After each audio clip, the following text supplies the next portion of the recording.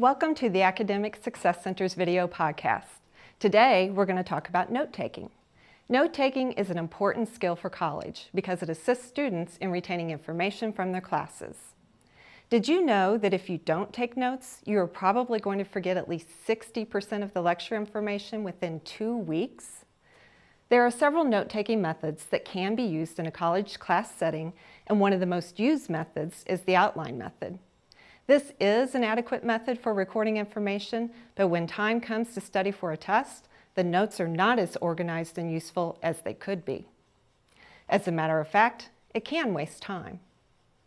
In order to implement some effective study methods, the student will need to transfer the information from their notes into a format that is useful for studying, such as making flashcards or rewriting notes in an organized format. In this video, we will discuss 3 things that are important for students who want to take the best notes possible. The 3 things are how to streamline note-taking, how to take notes that double as effective study tools, and how to know what to write down during a lecture.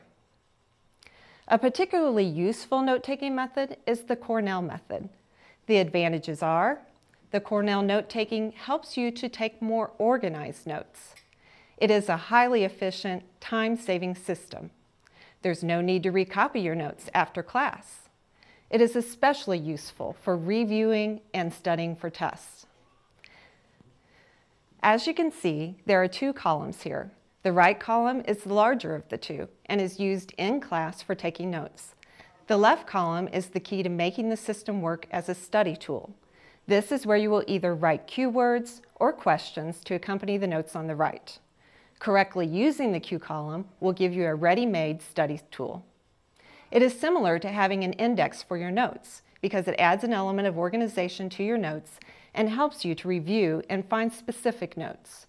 Or you can use the notes in a way similar to using flashcards.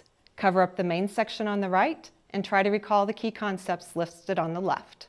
Then cover the key concepts on the left and conduct a review again. Or some students prefer to phrase the left column notes as questions. But how does a student know what to write down?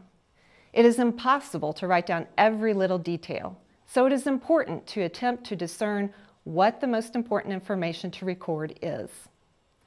When you are attending a lecture, watch and listen carefully for cues that will tell you what your instructor considers to be important.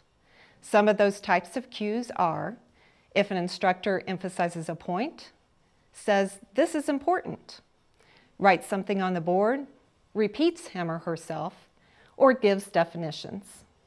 But I also want to point out too an important messenger or system within the nervous system, in addition to simply the neurons that carry the impulses, would be those chemical messengers called neurotransmitters that relay information from one cell to another.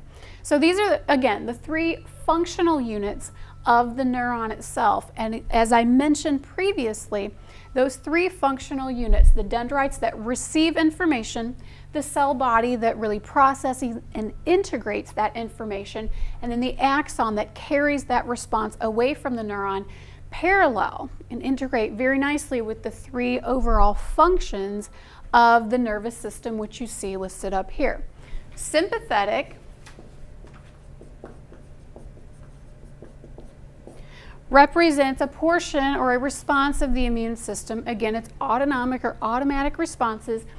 Sympathetic responses are oftentimes referred to as the fight or flight response. Introduce some terminology here.